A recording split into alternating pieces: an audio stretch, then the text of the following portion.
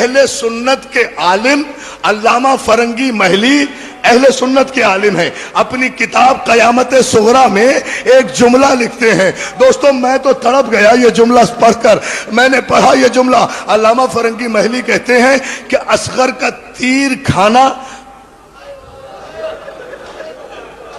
حسین کا امتحان نہیں تھا، گلے سے تیر کھینچنا حسین کا امتحان نہیں تھا، اصغر کا باپ کے ہاتھوں پہ تڑپنا حسین کا امتحان نہیں تھا۔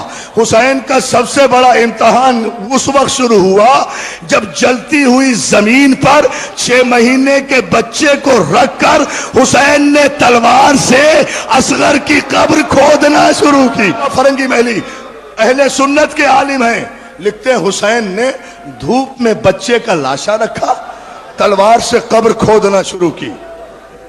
حسین کا امتحان بتا رہے ہیں، وہ کہتے ہیں حسین کا امتحان یہ بڑا سخت تھا، قبر کھودی، اس کے بعد قبر میں حسین نے ہاتھ پھیرا کر دیکھا، کوئی کنکر تو نہیں ہے، کوئی پتھر تو نہیں ہے جو میرے پھول کے چبھ جائے، تو نہیں ہے۔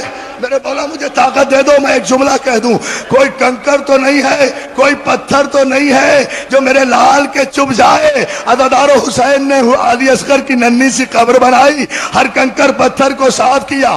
علامہ فرنگی محلی کہتے ہیں یہ بھی حسین کے لیے آسان تھا۔ پھر اصغر کا لاشا اٹھایا، اصغر کا لاشا اٹھایا، اصغر کا لاشا اٹھا کر قبر میں رکھا۔ حسین کے لیے یہ بھی آسان تھا۔ اب جو مٹی ڈالنے کی باری آئی، حسین نے کربلا کی ریت ہاتھوں میں اٹھائی، کربلا کی ریت تپ رہی تھی، ڈھلس رہی تھی، حسین نے مٹی ڈالنا چاہی واپس بٹا لیا، پھر مٹی ڈالنا چاہی واپس بٹا لیا۔ جملہ اگر میں پڑھ سکا تو پڑھ دوں گا۔ حسین نے 3 مرتبہ ارادہ کیا، جلتی ہوئی ریت اٹھا کر اصغر کے پھول سے جسم پہ کیسے ڈالے۔